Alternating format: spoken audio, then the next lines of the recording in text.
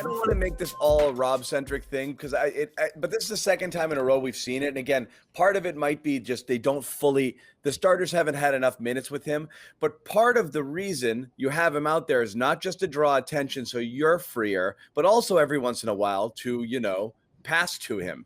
And they don't. Jaylen has missed in the last 2 games. If we go back and look at the film, at least 5 or 6 like lob opportunities or hitting Rob on the roll where he just won't look. He does not look when he goes to the basket. That's part of the reason you go. It's to drive and kick, drive and dish, and he doesn't do it. So blinders is one thing when you're like, it's okay to say I'm going to take the ball and I'm going to create, but creating is not just a shot for yourself. It's just a good shot. Yeah. There has to be more in your mind than I'm shooting this ball no matter what. And that's or when he gets those blinders on. Yeah. He'll try to do it 4 seconds on the shot clock. Oh, where's somebody? Yeah. It's like, no, man. He gets trapped, and then he'll look around and pass. But he doesn't. Tonight was one of the worst I've ever seen with him never, ever, ever looking anywhere for anybody. I'm getting mines, and that's it. Yeah. I want to count total passes. I forget assists. I mean, I swear the ball only left his hand like a handful of times. Literally, there's one play or a couple plays where as soon as he touches the ball, it's just head down, boom. Like he's not even thinking about anybody else. So this, again, I don't know that people will say at home it's like stat hunting. I don't think so. I think it's just trying really hard to impact the game the way he thinks he can. He's just not. That's just not a thing that he does. And Bobby, I don't know. I mean, you tell me. I don't think he's got that in him. I don't think he can do both at the same time. For a while, he couldn't dribble well enough to even figure out where he was going to go. He'd just start going and he'd get stuck. But now that he's got the dribble down, I still don't think he's looking up, and looking around for things at all and it's too bad because there are opportunities there if he just kind of open his eyes to them. Yeah, he'll usually hit it once or maybe twice a game. But the team as a whole ideologically just doesn't seem to love that play. I don't know if they emphasize spotting up around those screens and rolls more than dumping it off. But we had that stat earlier in the year that the Celtics on the whole only pass to the roll man 5% of the time, which probably has to be among the fewest in the league. And you see it. Like Tice would get his usual like bounce passes in the lane into baskets a few times a game from Kemba. Kemba's not a lob guy. He's usually throwing those low passes. And then JB and Tatum are looking for their shot around those screens. But you know what they're missing with Rob is Rob's hands are so good. You actually can bounce pass it to him in the lane as well. You don't just have to lob. Yeah. He can catch it. But Kemba's out tonight. Yeah. Right, but like Tristan, for example, he just can't get up enough for a roll to throw it up to him, so that's pointless. But also, almost every single pass down low to him, he doesn't have the hands to collect it in traffic and then go up strong or go up without getting challenged or blocked. Whereas Rob absolutely can. So you can get it to him so many different ways. I don't think they fully realize that. I think one, they're not looking for it, and two, they think it's only a lob. And I think you can. He needs to touch the ball a little bit more there for that threat to be real. Because, look, you had last game where it was all the defense was sucking in and it created space for people. But if everyone realizes these guys are never going to pass to him anyway, you're going to stop paying attention to them. So you have to start. You've got to find a way to get the ball in there. He had 0 in that first half against Milwaukee, didn't he? Yeah. So it's true. But 0 points. I think he had 0 points in that first half. Maybe he had a couple free throws. I forget, but yeah. I mean, he had a weird stat line where he had everything else. Yeah. So the tricky thing is this team wants to shoot more threes, and they should be. We've talked about this. They got to generate more versus long twos. Yeah. So it's understandable that they're going to be shooting a ton out of those screen and roll opportunities from 3 on pull-ups. That's what got them to these finals last year, just those basic plays where they were so deadly on. The tricky thing is if you lean into those, you're going to have halves like the first half tonight where they just couldn't land absolutely anything. Like, I think they were 18% deep into the second quarter on threes. So that's where you want to diversify things a little bit if something's not working. And Rob is a lob guy, even as a catch and possess guy, if he can start to form that out a little more, just gives you an outlet. I just don't think the Celtics like those plays all that much. I mean, didn't Brad say, like, the kind of big we want to play with or the style and something like that? Yeah, he was talking about a skill. So this is I was gonna play this comment, but we can just paraphrase. The couple of comments the last few days about Rob. I don't know why he's saying it, But the comment you're referencing, Brad said he's not the type of big we're used to, who's a little bit more skilled and can shoot. So again, he's focusing on what Rob can't do instead of what he can do. And again, it's that weird, like, I know what a big is, or I know what I need it to be, and Rob's not that, and it's never been that, and that's why Rob's trying to have that pick and pop. Yeah, he wouldn't commit to him as being the best big on the team. He's like the best one we have right now, obviously.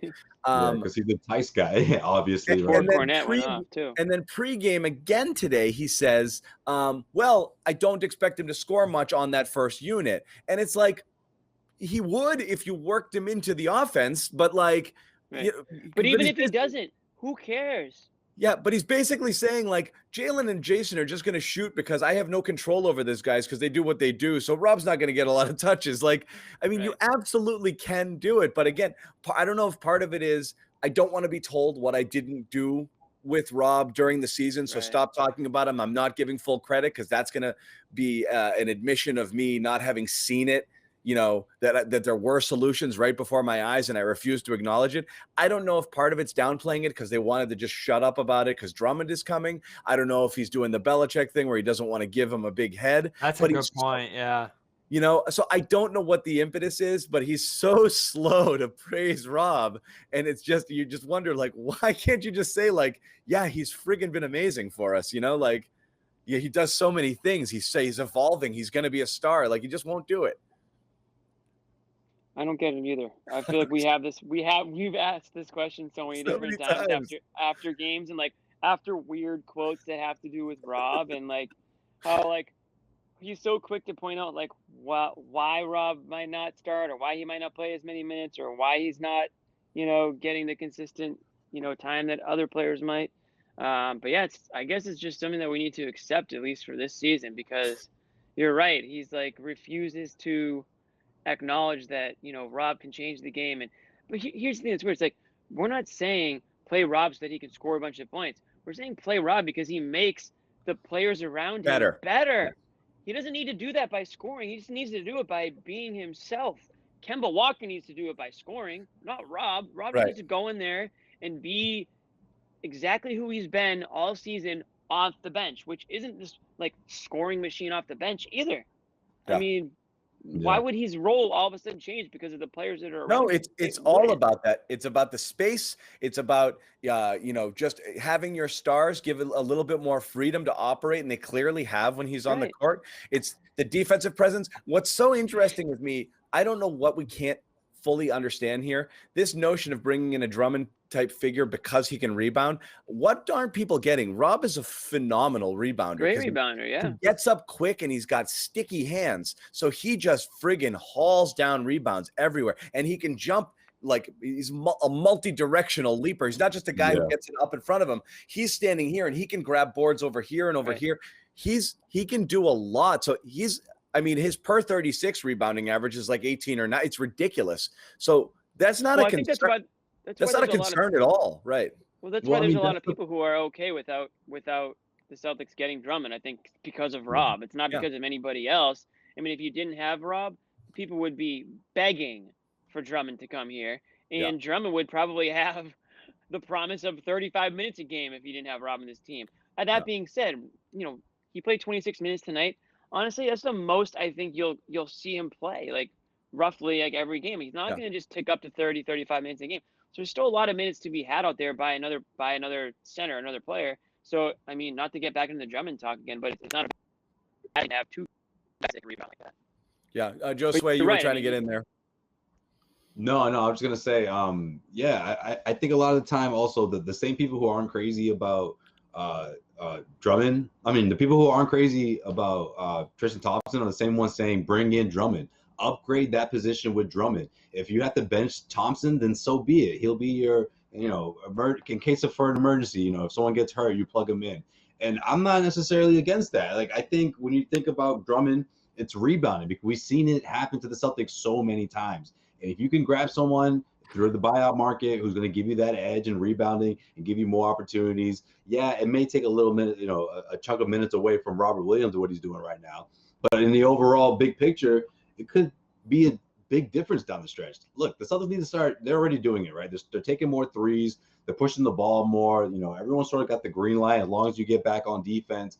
And I think that someone like Drummond can create, you know, more opportunities for the offense, second chance opportunities, jumpstart the fast break if he's able to clean the glass the same way he's able to do at TD Garden as a visitor, you know. So I think all of that, the Celtics are taking all that into consideration, and they're just trying to catapult this offense as best they can. Because let's face it, I mean, the effort that we've seen the last 2 nights has been great, but is this the defense we're going to see every single night? I mean, we're not 100% sure. So I think offensively, with his rebounding, they could really help the Celtics overall for sure.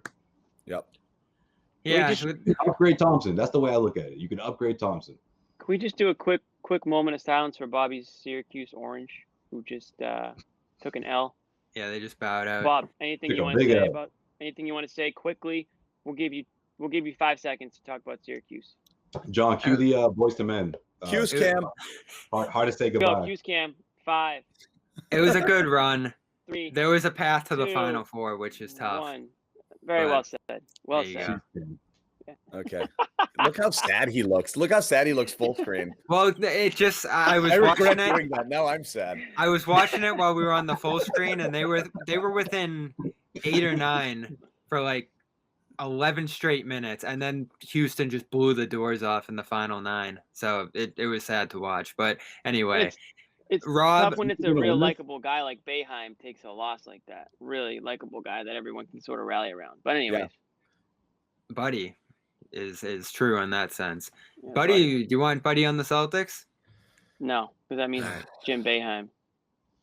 All right. So Rob, I see everyone going crazy in the comments, and you guys are talking about minutes and stuff like that. I just don't know what people want. He's starting. He's playing 30 minutes. Now it's got to be what, 40, 48. I want everyone to say they were wrong.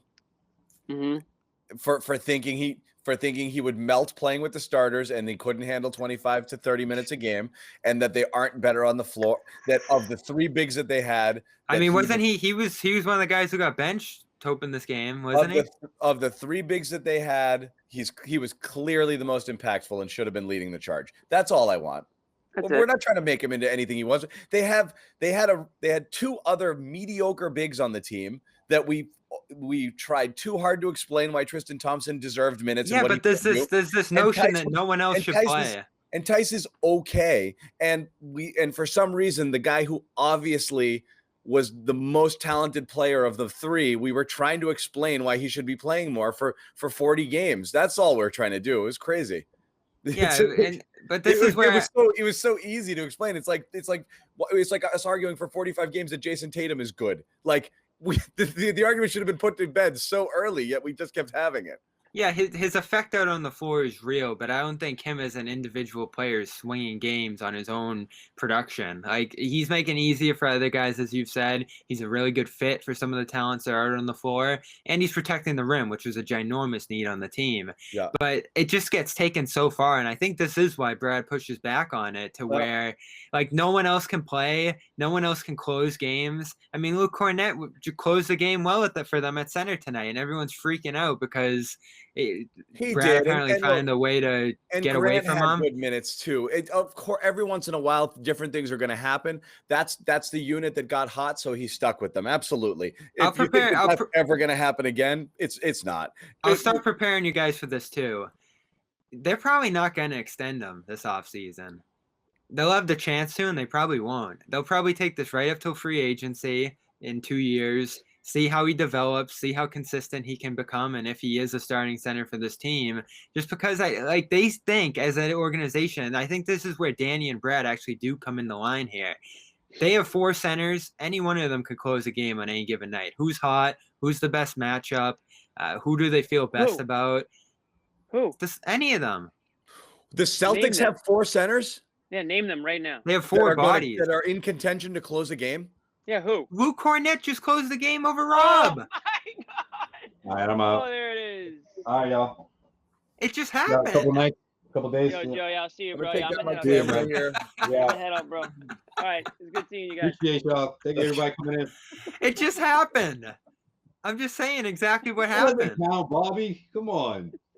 No, but I mean, Tice has closed games. Mo You think Wagner that- against the Bucks played the late Mo minutes. Wagner. Oh man, You're Half trying. the commenters are about to leave too. I'm going I think hoodie. Brad is controlling Bobby's brain somehow. He's tapped in. No, I'm just explaining how they look at it. I'm not saying With Kornet all and due Wagner. respect, I'm not high on all due Kornet and respect. Wagner, and I'm not saying that they're going to be closing games, but you don't think there's going to be some games where Thompson's going to be closing? For I think very unlikely. I think you will have a 0 big lineup occasionally when Fournier plays to close games, where you could potentially, like I said, have someone like Grant out there for shooting. Yeah. I think it's very Kemba unlikely. Smart, Brown, Tatum, Fournier, I think it's very unlikely that Tristan would ever close a game over Rob under any circumstances, because he's never going to bring you anything you need late in a late game situation. Even when you had the 3 big rotation, Rob was closing lots of them. So Rob's going to close almost every game, but you might play a little offense, defense, switcheroo if there's free throws or something and swap out. But no way is Kornet or Wagner. I'm not saying they're going to. I'm just late game rotations. I'm just saying that's what happened tonight. And if Drummond came in here, I was saying you'd be sending this 3 ways, and that's something we agreed with coming into tonight. It was the contentious point on Drummond. If they play Philly round 1, who do you think's going to get more minutes between Thompson and Rob? What? If they play Philly round 1, who's going to start? Who's going to get more minutes in all of these games? I don't know. I mean, honestly, trying to figure out how Brad's going to play the centers is an impossible task. That's what I'm trying to explain. I'm not saying this is right or wrong. I'm just, Who is and who should might be 2 completely different answers, but I can guarantee you that it won't be Kornet and it won't be Von Wagner. I'm not saying it's going to be. I'm saying they did it the last 2 nights. Jimmy, you did that on purpose. It won't be Von Wagner. No, but I mean, I don't know how Kornet. This just this just became a tornado saying like I think Kornet should close games. I'm saying that the Celtics look at the center position and say, if we have 3 guys who bring different skill sets here, depending on how the game's going, we're going to use one of them. And they don't view Rob. I don't think they view Rob. Ainge might because of the deadline decision he made. Not with the 3 guys on the floor tonight. It just so happened Kornet came in to spell Rob in the 4th. The entire unit got hot. Brad rode them. That's all that happened tonight. Because there was no reason to switch it at that point. It was just going well.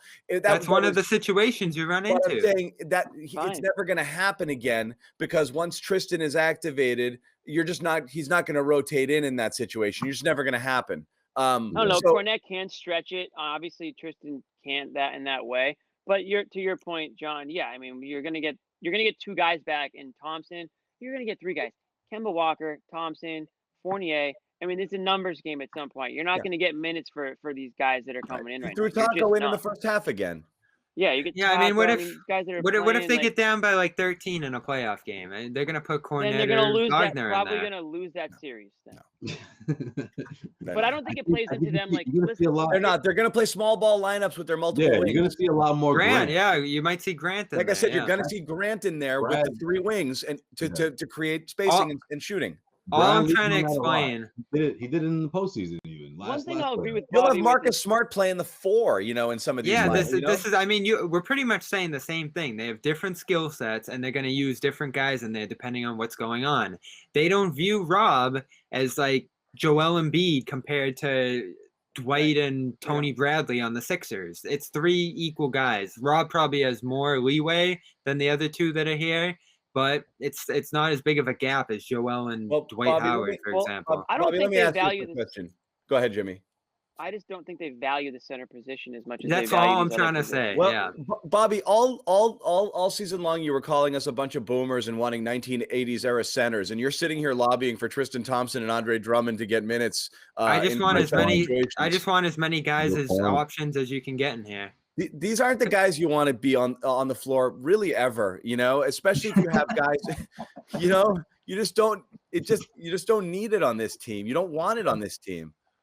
Yeah. No, you don't want Rob to be struggling in the first half and have to go in a different direction, but it might. And I told you guys this Rob starting experience is going to kind of go up and down. It was fantastic from the opening minutes in Milwaukee. You Tonight do it was a little more rough. you do realize with not Rob starting at center, the team was 21-23. Could you possibly be more up and down than that? Like, why is Rob held? Yeah, to a but standard? Rob was They not have the to- reason they won the night. They have, but I'm saying they have to go undefeated with Rob at center in order for him to maintain. No, his I'm not status there. going off record or anything like that. Even if they lost to the Bucks yesterday, I would have looked at that game and said Rob was fantastic. Win or lose tonight, I didn't think he was as good. What in this I'm one. saying He is, wasn't. He wasn't. what I'm And saying that is happens to all the players. the other every player on the team has had a hand in a sub 500 record up to this point, and we're not talking about their inconsistencies and their struggles, and that includes Jaylen and Jayson and stars on this team, and nobody's sitting here having a conversation about, I don't know if it's sustainable to keep Jaylen Brown in the starting rotation because they're under 500 right now, so it's ridiculous. Like, what is it? What is the standard of Rob Williams that he has to play to near perfection to justify his minutes? It's insane.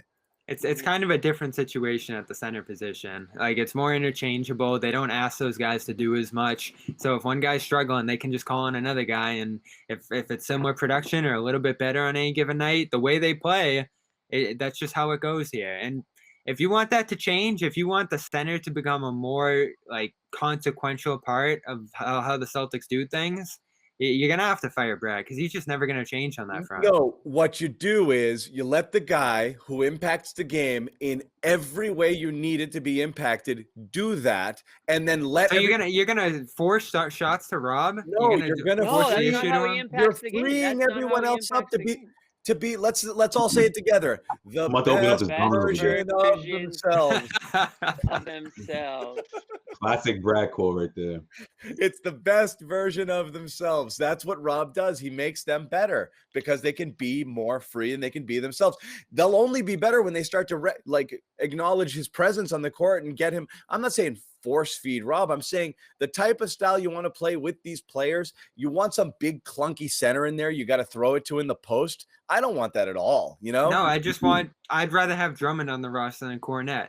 That's all I feel. I think Drummond's better than Kornet. That's no how doubt I feel about that. it. Yeah. It's not that. It's if Drummond turns into if he came or another big, and now you've got this minute suck because Brad wants to do the thing that you say, play the situation, play the guy, play the this, play the that, rather than just enjoy the Rob experience and just live with it and let him play his 25, 30 minutes each game, because ultimately you are better. I just don't know that Brad sees it. And I think he's like, oh, this calls for Kornet, or this calls for an Olynyk, or this calls for Grant minutes. And it's just, I think he's wrong.